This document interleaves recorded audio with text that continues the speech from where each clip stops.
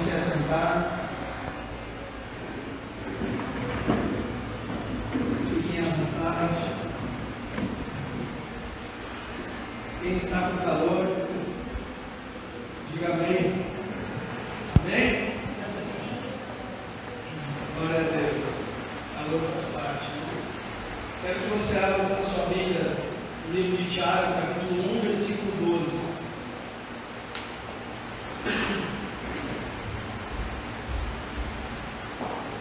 Tiago 1:12.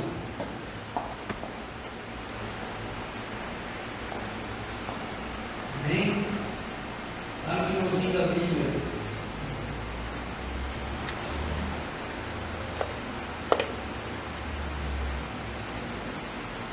Essa mensagem eu gosto muito. Gosto de pregar ela. Ela tem um entendimento bem legal, sabe? Na hora de botar ela em prática. Só Jesus. Amém. Tiago 1:12, queridos. Diz assim: bem-aventurado o homem que suporta a provação, porque depois de ter passado na prova receberá a coroa da vida que o Senhor prometeu aos que o amam. Amém? Olha bem o que diz esse texto: bem-aventurado o homem, ou seja, mais que feliz é o homem que suporta a provação. Nossa, mais que feliz é aquele que suporta a provação. Quem é que gosta de aprovação aí? Quem é que tem coragem de levantar a mão e dizer assim: pastor, eu gosto de aprovação, eu gosto de problema? Vamos transferir, né? Eu gosto de problema. Pastor, eu estou tão feliz. É mesmo? Quero dar o testemunho. Estou feliz. Tenho passado uma prova, uma luta. Quem é que dá testemunho de prova, de luta aí? Ninguém, né? Porque não é fácil passar na aprovação, passar pela luta. Mas olha o que o Tiago está dizendo: bem-aventurado, mais que feliz o homem que suporta a aprovação, porque depois de ter passado na prova, aí vem a bênção, né? Receberá a coroa da vida que o Senhor prometeu àqueles que o amam. Queridos, todos nós vamos passar pela aprovação. Todos nós, se não passamos um dia, vamos passar pelo deserto. Amém? Isso faz parte. Não adianta a gente querer atalhar e cortar caminho. A aprovação, a luta, a adversidade, ela faz parte, meus irmãos. E Tiago está dizendo que, olha, bem-aventurado, mais que feliz aquele que suporta. Sabe por quê, queridos? Porque muitos em meio à aprovação desistem. Muitos em meio ao deserto olham para trás. Muitos em meio à crise eles desanimam. Até mesmo porque talvez foi criada uma expectativa de um Deus, de um Jesus, ou de uma igreja, aonde nós não temos mais problemas. Pastor, eu comecei a vir na igreja e parece que tudo piorou. Isso mostra que nós servimos a um Deus de amor, que tem o melhor para nós. Só que tem um adversário que não dorme, que quer sempre se levantar contra nós. Tem um adversário muitas vezes dentro de nós, que é a nossa própria carne, o nosso próprio eu, que também não compreende a provação, não compreende a adversidade, e também se levanta e quer aflorar todos os dias, para fazer com que eu e você desistamos daquilo que Deus tem para cada um de nós. Mas o Senhor diz que aquele que suporta, depois de ter passado na prova, ele receberá a coroa da vida que o Senhor prometeu àqueles que o amam. Lembra o povo de Israel no deserto? Deus tirou eles do Egito e eles ficaram no deserto. E na verdade teve que passar toda aquela geração, que foi uma geração que não suportou a provação, exceto Josué e Caleb e a sua família. Porque os outros não suportaram, porque murmuraram, porque reclamaram, porque não entenderam, porque tiveram saudade do Egito, do passado, não entenderam o propósito, o plano de Deus, de tudo reclamavam, de tudo murmuravam, ou seja, eles não passaram na aprovação, morreram no deserto. Mas Josué e Caleb e a sua família venceram, e eles receberam, entraram na terra prometida. Amém, meus irmãos? Por isso são mais que felizes, porque eles, mesmo depois de 40 anos, eles olharam e entraram, tinham vigor, tinham saúde, saúde física, mental, para entrar na terra e usufruir daquilo que a terra tinha para eles. Por isso é importante entender o porquê das provações, porque Deus permite a provação na nossa vida. E eu quero falar alguns pontos que eu acho interessante. Já falei que eu gosto dessa mensagem, já preguei ela em Faxinal, preguei ela em outras igrejas aqui, não lembro se preguei aqui ainda quando estava lá em Camobi, mas tem bastante gente diferente, então se alguém já ouviu, amém, se alguém não ouviu, a palavra se renova, amém? Até porque as provações elas se renovam também, né? É ou não é verdade, irmão? O pastor Adão diz, ele tem uma frase que diz, vamos errar erros novos, não vamos cometer os mesmos erros. Dá para também usar, né? A aprovação também se renova, os problemas eles se renovam, parece que sempre, né? A gente sai de um, às vezes vem outro, mas faz parte. Amém, meus irmãos? Mas por que então que Deus permite isso nas nossas vidas? Por que Deus permite? Porque Tiago falou com tanta propriedade, bem-aventurado o homem que suporta a aprovação.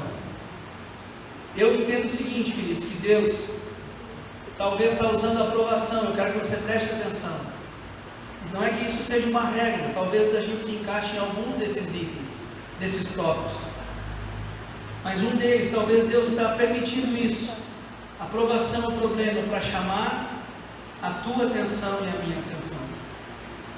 Às vezes, somente através de um deserto, de uma prova, de uma enfermidade, de uma conta bancária no vermelho, né? Dívidas ou problemas de saúde, enfim, é que nós nos lembramos que não somos nada, que não é o meu conhecimento, não é o meu intelecto, não é a força do meu braço, não é a minha conta bancária, não é a minha casa, o lugar onde eu moro, o círculo de amizade que eu tenho, que vai fazer a diferença na minha vida, que é o único que pode mudar a minha história, e que vai fazer a diferença na minha vida é quem? É o Senhor.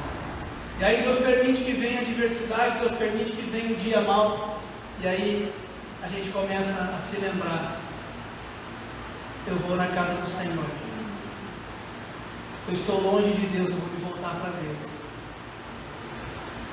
estou com saudade do Pai, do colinho do Pai, preciso do Pai, eu vou para a igreja, eu vou me acertar com Deus. Você está entendendo, queridos? Está tudo dando certo, irmãos, a gente é prova disso. Eu vou ser o primeiro a levantar a mão. Vai dizer, quem aqui não ora mais quando a coisa fica feia? Levanta a mão. Eu levanto a minha, eu tenho coragem. Faz tempo que tu não jejua, a coisa do sapato apertou. O que tu faz? Vou jejuar. Sai para lá, Satanás. Queima Jesus, eu vou orar e manda fogo, Jesus. Está tudo certo. E aí, irmão, como é que está a bênção, irmão? Tudo certo. Como é que está a vida de oração? Pastor, está mais ou menos, mas nunca, Deus é comigo. Estou lá, estou conectado. Estou legal. Como é que está a leitura da palavra aí, irmão? Pastor, olha, não estou tendo muito tempo, sabe como é que é, né? A vida é muito corrida aí, mas não esqueço de Deus, pastor.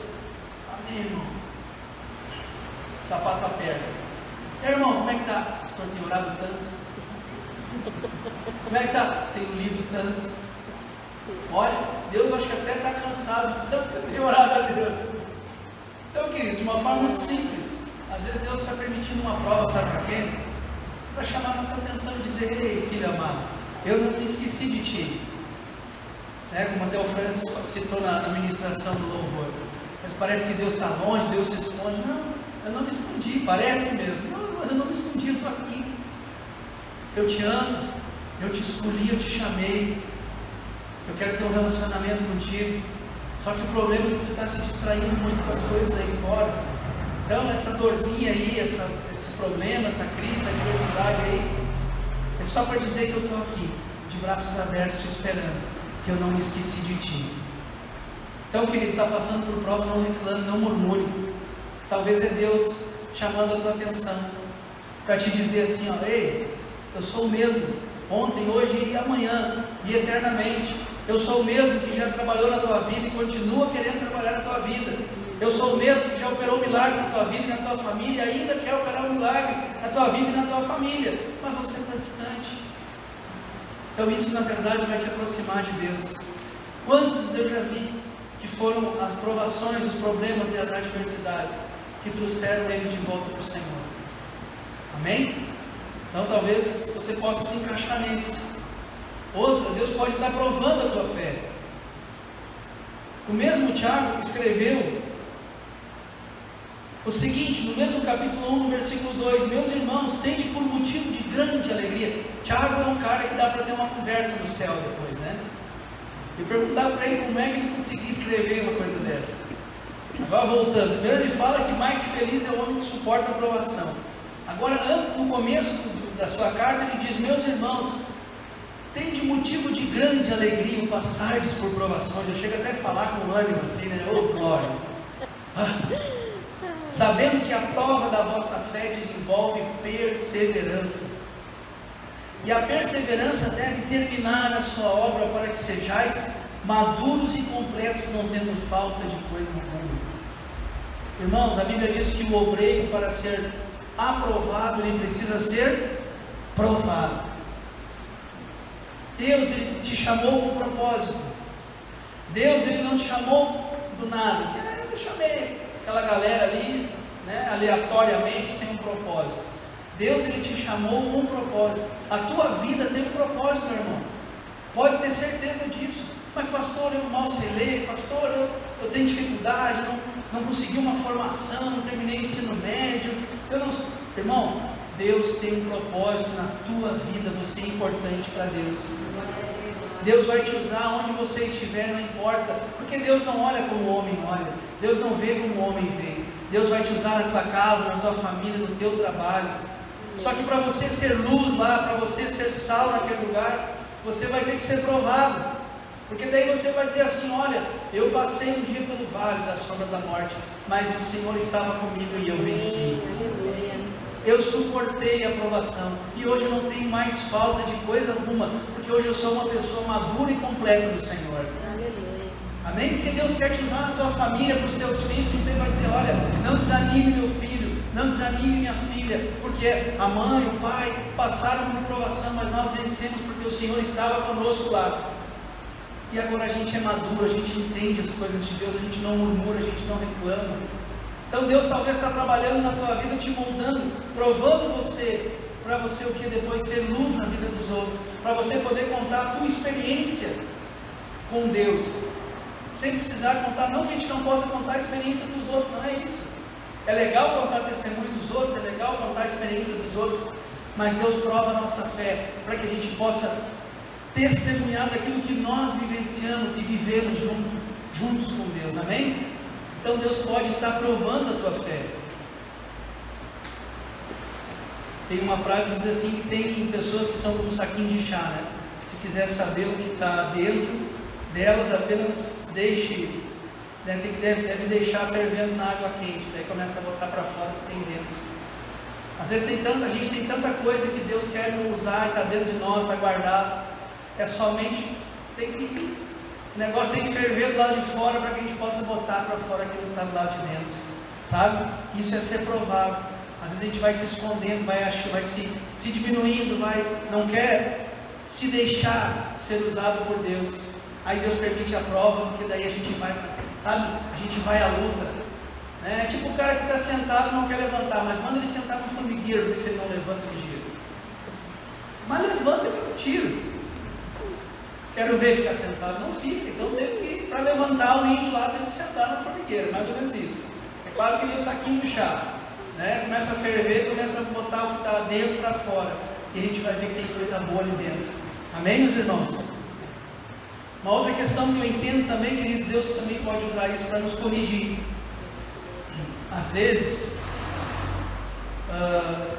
somente na prova, Deus consegue chamar nossa atenção e nos ensinar a fazer aquilo que é certo. Olha o que diz o Salmo 119, lá no versículo 71 e 72. Foi-me bom ter sido afligido, para que aprendesse os teus estatutos. Melhor para mim é a lei da tua boca do que inúmeras riquezas em ouro e prata. Olha o que o salmista diz: foi-me bom ter sido afligido, para que aprendesse os teus estatutos. Então, muitas vezes, queridos, é na dor, é na provação que a gente começa a corrigir aquilo que está errado. Pode saber, quantas pessoas que às vezes passaram uma crise no casamento, e daqui a pouco essas pessoas, o Senhor conserta aquele casamento, e hoje elas são um instrumento de Deus ministrando para casais na igreja. Mas tiveram que passar pela prova, tiveram que passar pelo deserto. Eu tenho isso na minha família, eu sempre cito o testemunho. Eu tenho minha prima, e o marido dela, quando ela, na época ele não era cristão ainda, ele estava meia boca na igreja, e ela engravidou da filha, né? E logo depois ela descobriu que ele teve uma filha fora do casamento. Ela crente, buscando a Deus, e ele meia boca, morno na igreja. Passaram por situações de muita dificuldade mesmo. O pastor estava ali junto, orando com eles, e eles chegaram ao ponto de se separar. Ela tinha todos os motivos para se separar, né? Afinal de contas ele adulterou, e ela pensando na filha, pensando no casamento, orando a Deus, tendo o suporte da igreja, o pastor acompanhando, entendendo o propósito de Deus, se manteve firme. Passou um tempo, querido, hoje ela fala isso, ela testemunha isso, né? E eles lideram o ministério de casais da igreja que se congrega. Ela lidera o ministério de mulheres, daí as mulheres chegam lá assim: ai, vamos separar, porque meu marido deixa a toalha molhada em cima da cama, que eu já falei que tem que apertar na pasta de dente embaixo, ele aperta em cima, porque, sabe, mais outras coisas que o homem às vezes faz, que só os homens vão entender. Deve ser mesmo, né? Quer largar o índio por causa disso? É porque o teu marido é uma bênção. Teu marido é uma bênção. Tu fala isso porque ele é gente boa mesmo pra caramba. O cara é 10. Juliana conhece bem ele também, né? Eles. Sabe o que acontece? Ela olha e diz assim: pois é, né? Você sabe minha filha mais velha? É, pois é. Ela tem uma irmã da idade dela. Tem. Mas não é eu a mãe. A mãe é outra. E esse benção que vocês enxergam fez isso. Mas eu suportei a prova, eu fui até o fim. E hoje Deus nos usa e a gente é benção. Realmente eu sei que eles são benção, e Ele é benção na vida dela. Mas entende, irmãos? Vocês entenderam isso? Deus às vezes está corrigindo. Deus quer fazer com que eu e você, não estou dizendo aqui que isso tem que acontecer, estou citando um exemplo, tá, irmãos? Então eu vou fazer porque depois Deus conserta. Não, querido. Eu frisei, ele estava bem morninho na fé, mais frio do que morno. Ele era um espectador, ele era um cara que sentava na igreja, ouvia a palavra, ia para casa e a vida dele era igual. Precisou acontecer isso para que ele realmente se arrependesse e buscasse a Deus. Mas hoje eles são extremamente usados no ministério qual eles fazem parte. Ela tanto nas mulheres e os dois no ministério de casais. Mas eles enfrentaram situações de adversidade, de prova, ao ponto de quase se separar. Mas suportaram, foram até o final. Às vezes por pouco mais de nada, como eu disse, às vezes as irmãs chegam e dizem assim: eu vou me separar, porque ele fica olhando futebol, né? Sei lá, enfim. Às vezes os motivos, queridos, são pequenos. E a pessoa não quer mais suportar, a pessoa não quer mais perseverar. E aí ela chega com o testemunho dela, que não vem com peso assim, e as irmãs começam a secar as lágrimas, bota o rabinho no meio das pernas, e diz assim: irmão, nem tem mais nada para dizer, não tem mais o que reclamar. Eu vou orar porque Deus é um Deus que vai mudar a minha história, vai mudar o meu marido, vai mudar a minha família. Amém? Você entendeu, queridos? Então o salmista diz, né: foi-me bom ter sido afligido para que aprendesse os teus estatutos. Às vezes Deus está fazendo isso para nos corrigir, mas também pode ser o contrário. Deus pode estar permitindo isso, querido, sabe para quê? Para nos proteger. Como assim, pastor? Eu vou explicar. E tem um testemunho que eu gosto muito, que é o testemunho de José. Se você tiver tempo, se você já conhece, amém, mas é bom ler de novo, senão você chega em casa, leia a partir do capítulo 36, 37 de Gênesis, você vai ver ali a história de José. Não José, né, o pai adotivo de Jesus, mas José, filho de Jacó, né, pastor? Às vezes confunde o Abraão, o Isaac e o Jacó, mas era filho de Jacó. E ele tinha os seus irmãos, e José estava lá, ele era o filhinho querido do pai, até que um dia os seus irmãos resolvem vender ele, porque tinham ciúmes dele. Imagina, Olha só a situação desse menino. Se não bastasse ele ter sido vendido, ele foi revendido novamente, vai parar na casa do faraó. Lá a bonança veio a calmaria. Deus, o faraó, ele achou graça aos olhos de faraó, mas aí eu acho que ele era um cara muito bonito. Aí ele foi assediado pela esposa de faraó, e ele não quis saber de nada com nada, porque ele disse que ele não podia fazer isso para o seu senhor, ele era um homem íntegro. E o que aconteceu com José? Foi taxado lá de que ele tinha assediado ela, armaram contra ele. Esse homem que estava vivendo um tempo bom, foi parar na prisão, e tudo está dando errado. Eu imagino o pessoal que conhecia José, agonizado lá do futebol, da escolinha do futebol, na época lá, na minha mente atualizada já existia José fazendo parte da escolinha de futebol, contando para a gurizada, para os irmãos dele, que ele tinha tido um sonho, que ele era grande, que ele ia ver os outros se dobrando diante dele, e não sei mais o que, e tal, que ele ia ser grande. Daí os caras dizendo assim, olha aquele guri lá, falava que ele ia ser grande, que ele ia ser o cara, foi morto, sabe-se lá onde é que está, não aconteceu nada na vida dele, está entendendo? É tipo, muitas vezes Deus planta sonho no nosso coração, e aí parece que tudo está dando errado, Deus falou que ia fazer algo na minha vida e na tua vida, e parece que tudo está dando para trás, nada está dando certo. Daí as pessoas olham assim, cadê o teu Deus, cadê o teu Jesus, cadê a tua igreja, aonde está aquele Deus de promessa que ia fazer tal coisa?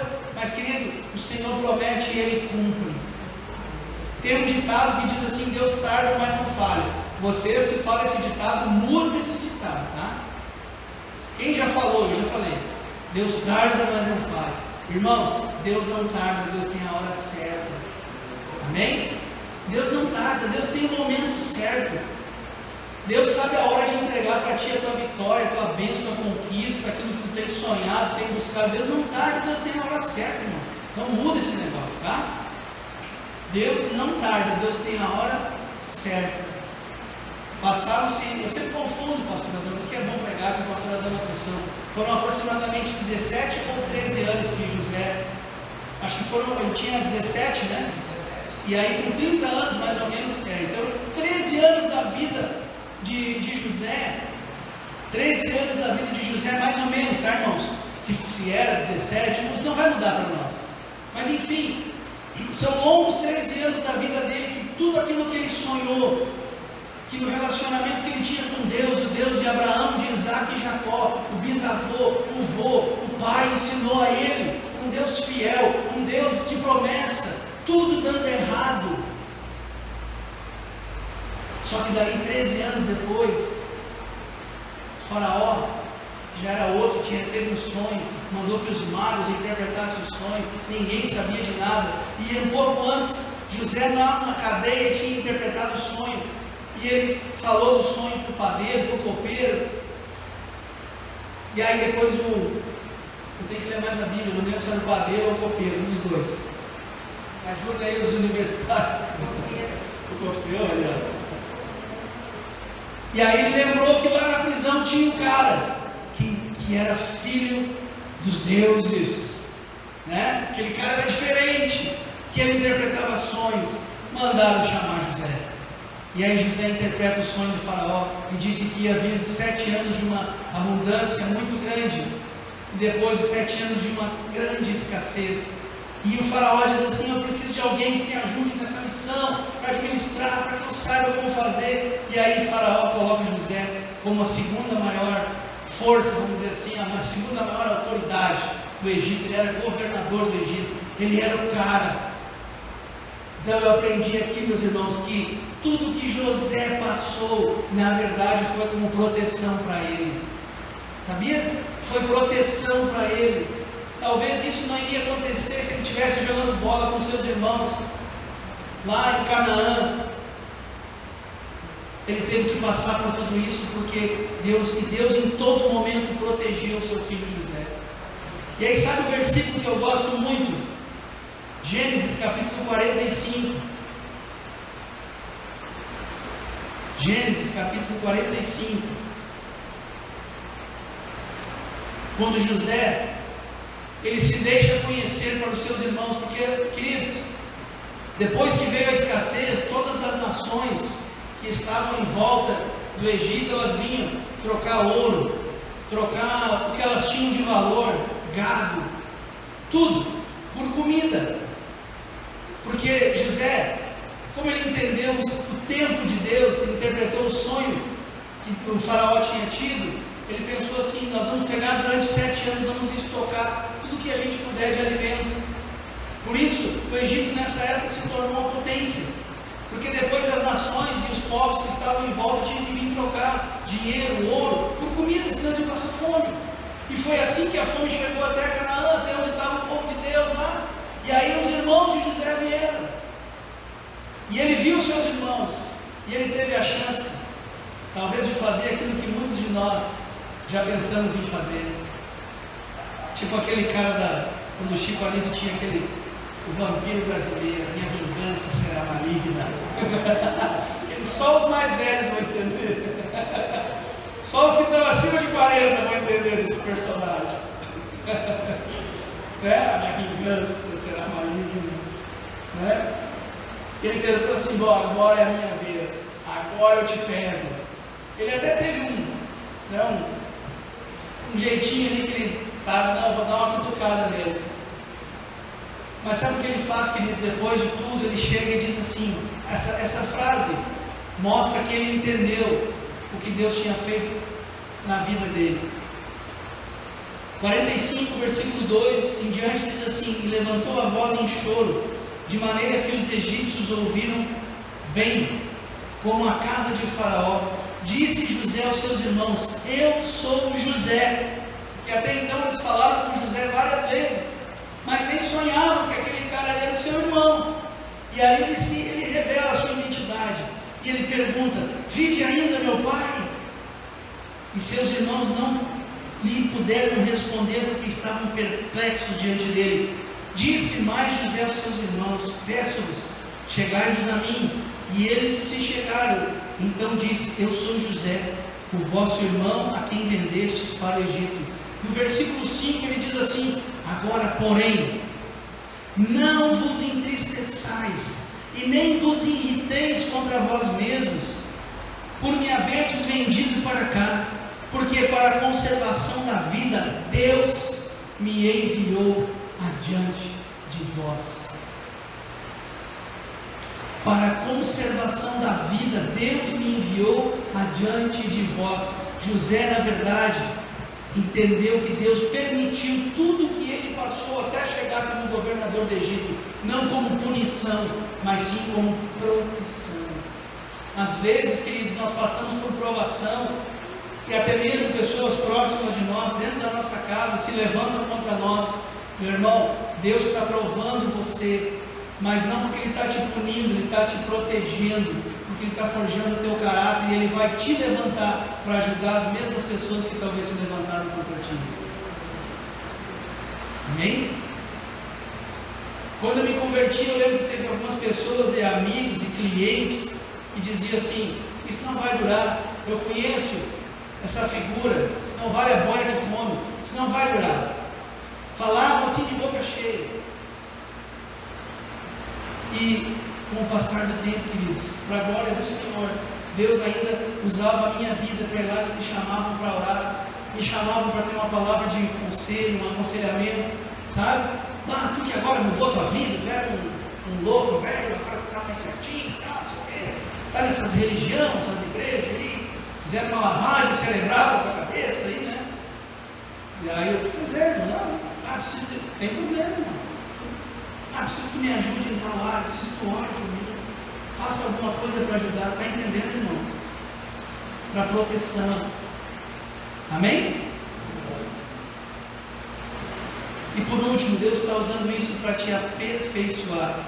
Romanos capítulo 5, versículo 3 e 4 diz: e não somente isso, mas também nos gloriamos nas tribulações, sabendo que a tribulação produz paciência, a paciência experiência, a experiência esperança, e a esperança não traz confusão, porque o amor de Deus está derramado em nosso coração pelo Espírito Santo que nos foi dado. Amém? Deus está permitindo para que os problemas, quando correspondidos corretamente, eles são o quê? Construtores do caráter. E não nos gloriamos nas tribulações sabendo, e também nos gloriamos nas tribulações sabendo que a tribulação produz o quê? Paciência. Quantos de nós aqui não tínhamos paciência? Mas aí passamos pela prova, entendemos que as coisas não são como a gente quer. É, não é verdade? Não é como eu quero. Tive que perder o controle para entender que eu não sou o dono da minha vida é do Senhor. Então agora eu tenho o quê? Paciência. Então nós estamos começando a ser aperfeiçoados por Deus. A paciência produz o quê? Experiência. Aí a gente chega para os filhos e comenta com eles e ensina a eles. Não, eu já passei por essa. Como meu pai dizia para mim na escola, que tu está estudando, eu já fui professor. Né? Mais ou menos assim. Já falei isso para os meus filhos também. Essa escola que tu está estudando, eu já dei aula. O cara já está uma leva na frente. Não que a gente não aprenda com os mais jovens. Não é isso. Mas a gente já tem experiência. A gente já passou por provas. Passou por lutas.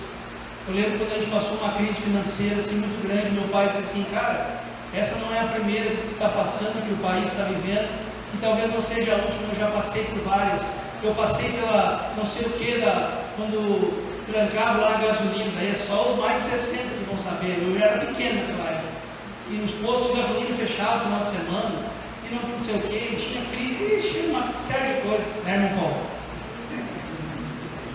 O que será que eu quis dizer com isso, irmão Paulo? É que o senhor se entregou, né? Eu estava falando, o senhor estava concordando, então ele era desse tempo.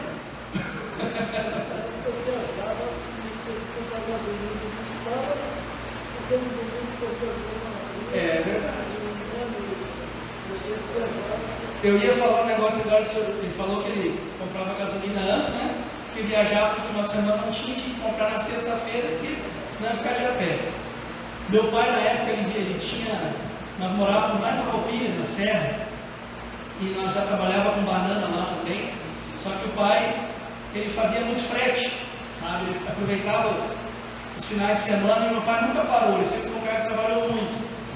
E aí ele fazia frete, na época ele conseguiu agregar como que ele tinha numa empresa, de um amigo dele que fazia festa de casamento. Levava assim um buffet pronto, tudo pronto, sabe? Os arranjos, tudo prontinho. Só que daí não tinha como abastecer a Kombi. Daí eu lembro que a Kombi do pai, ela tinha o tanque original e tinha mais um tanque dentro que ele conseguiu adaptar. Ele e os outros amigos dele, embaixo do banco traseiro da Kombi, tinha um tanque grande assim. Então na sexta-feira ele enchia os 2 tanques da Kombi e ele podia trabalhar final de semana tranquilo, senão eu não tinha o que fazer.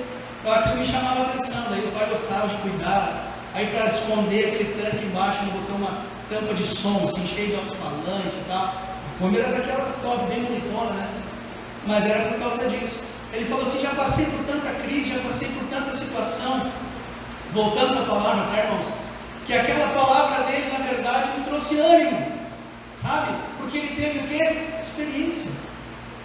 Então Deus, na verdade, quando permite a prova e a situação de adversidade, Ele está produzindo a paciência, também a experiência. Amém? E junto com a experiência, Ele traz a esperança. Porque a gente já passou e venceu. Em nome de Jesus, quando vier outra, nós vamos vencer também. Amém, meu irmão? Então, nesta noite, querido, talvez você entrou por essa porta. Você veio passando por tribulação, por tribulações. Você tem enfrentado situações da tua vida que talvez você não entendeu, talvez você não tenha compreendido. Saiba, Deus está no controle de todas as coisas. Ele pode estar querendo chamar a tua atenção. Ele pode estar querendo estar provando você.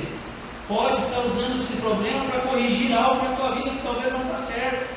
Você está dando passo falso, passo errado, e o Senhor quer te corrigir. Ou talvez esse problema, na verdade, é uma proteção.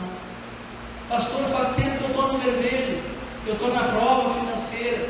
Talvez se você tivesse hoje com bastante dinheiro, você não estaria aqui. Então o fato de você estar numa situação de aperto tem feito você buscar a Deus. E o buscar a Deus vai trazer experiência. E vai trazer vida com Deus de tal maneira que quando você tiver bastante, você não vai se afastar do Senhor. porque Deus te protegeu, porque Deus te aperfeiçoou. Amém, meu irmão? Glória a Deus. Então eu quero te convidar a ficar de pé, que eu quero estar orando contigo em nome de Jesus.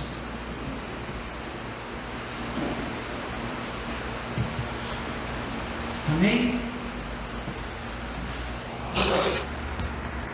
Nós temos um tempo ainda para orar juntos. E eu quero convidar você para vir aqui à frente, se você quiser. Você que essa palavra entrou no teu coração e você entendeu, olha, realmente eu tenho passado por provas, eu não tenho entendido. Mas eu quero entender melhor, eu quero que Deus, através do Espírito Santo, fale no meu coração.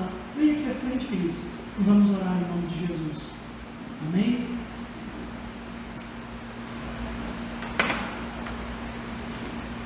Quero chamar o pessoal do louvor, vem aqui. Vamos cantar aquela canção que foi cantada, Quero Ser Como Criança. A criança, né, aquela música diz assim, quero ser como criança, te amar pelo que é. Amém? Voltar à inocência, acreditar em Ti. Amém? Queridos, tudo faz parte de um propósito de Deus. Deus não te abandonou, Deus não te esqueceu. Ao contrário, o Senhor te ama. Interessante, queridos, que Deus nos ama e a gente tem dificuldade de lidar com isso. E quando eu estou falando, eu falo a gente, eu estou incluído nesse contexto. É difícil a gente entender que Deus nos ama, não pelo que nós fizemos. Mas pastor, eu não mereço, como é que Deus me ama? Porque a gente muitas vezes, quando ama, a gente ama dessa forma, achando que a pessoa só pode ser amada porque ela merece. Como é que Deus me ama? Deus te ama porque Ele escolheu te amar, Ele te criou, Ele que te formou, Ele te ama. Se eu errar, se tu errar, tu vai colher a consequência do teu erro, mas o Senhor te ama. Sabe, é isso que a gente precisa entender. Pastor, se eu pecar, a alma que pecar, essa morrerá, mas o dom gratuito de Deus é a vida eterna. Ele te ama. Arrepende-te e volta. Amém? Porque o Senhor te ama.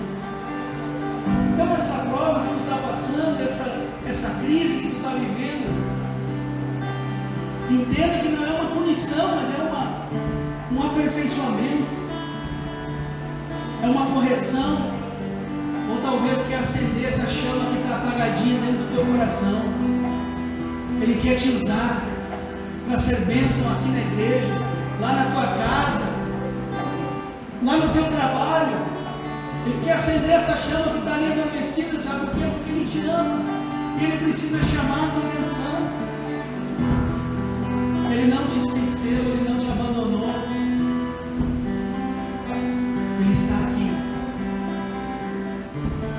Ele está nesse lugar. Aleluia, Jesus. Quero ser como criança, te amar pelo que é.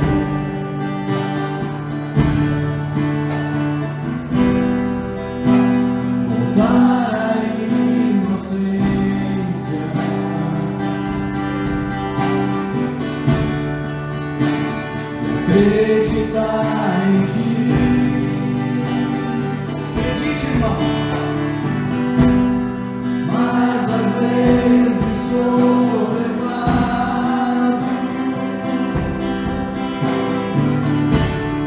pela vontade de crescer.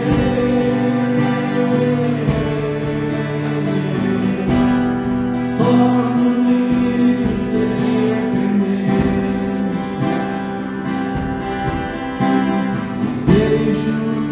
Simplesmente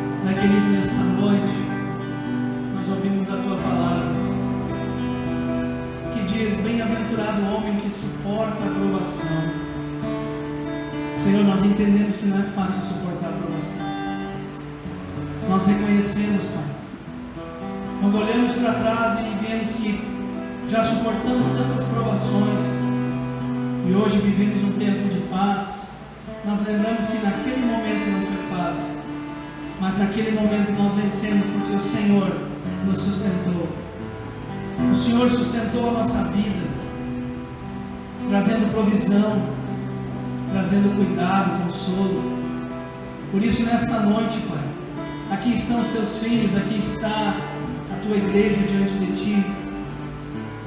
E a tua igreja, Senhor, nesta noite, ela se derrama na tua presença, se derrama diante de ti, Senhor,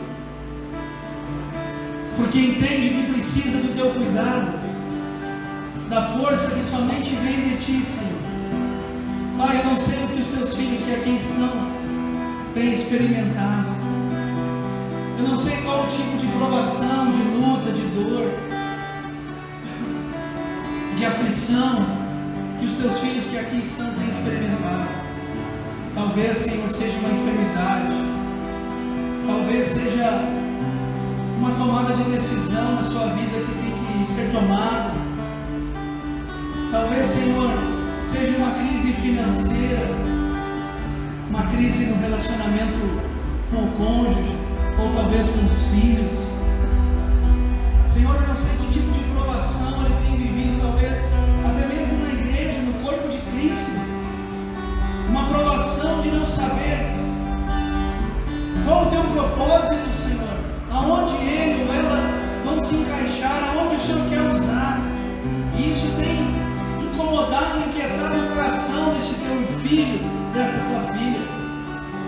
Pai amado, nesta noite, vem com a tua resposta, vem com o bálsamo de cura, vem, Senhor, com a tua presença. Talvez a provação tenha sido a desesperança, a esperança se foi, a paciência se foi. Talvez a dor que a vida proporcionou tenha sido tão forte que este teu filho, esta tua filha não consegue mais suportar. Mas nesta noite eles vieram à tua casa, Senhor, ouviram a tua palavra que diz: lançando sobre ele toda a vossa ansiedade, porque ele tem cuidado de vós. Cuida dos teus filhos, Pai. Enxuga cada lágrima, restaura a saúde, cura as feridas, os traumas.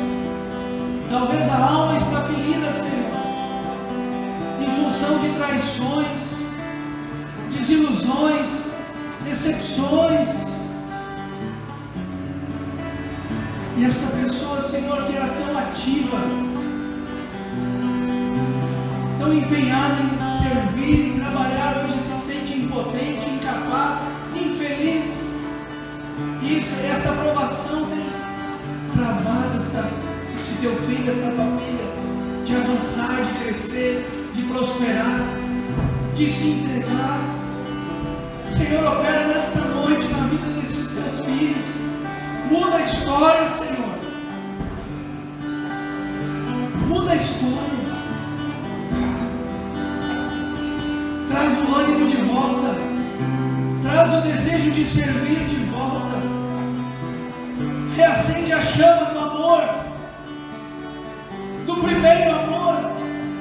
Quando te conhecemos, traz de volta. Traz de volta, Senhor. Levanta a tua igreja, Senhor. Levanta aquele que está abatido. Traga alegria àquele que está entristecido. Traga esperança àquele que já perdeu. Traga cura àquele que está enfermo. Faça-se sentir amado àquele que está aqui se sentindo abandonado. Carrega no colo aquele que precisa de socorro. Porque só o Senhor pode fazer essas coisas. Pai, aqui está a tua igreja. Aqui estão os teus filhos. Opera, Senhor, na vida dos teus filhos. Que as provações não venham para travar o ministério, para travar o crescimento. Que as provações elas não sirvam, Senhor, para nos paralisar, mas que elas venham com o entendimento de que o Senhor quer nos aperfeiçoar, que o Senhor quer nos proteger, que o Senhor na verdade está cuidando de nós. Por isso nesta noite, Espírito Santo de Deus, nos leva para casa, Pai, com a alma leve, se sentindo cuidado, se sentindo amado, se sentindo protegido. Pai querido, eu oro por todos os teus filhos que aqui estão. Eu peço, Senhor, mais uma vez pela tua misericórdia, muda a história, Pai, de cada um deles, em nome de Jesus. Amém. Amém, queridos.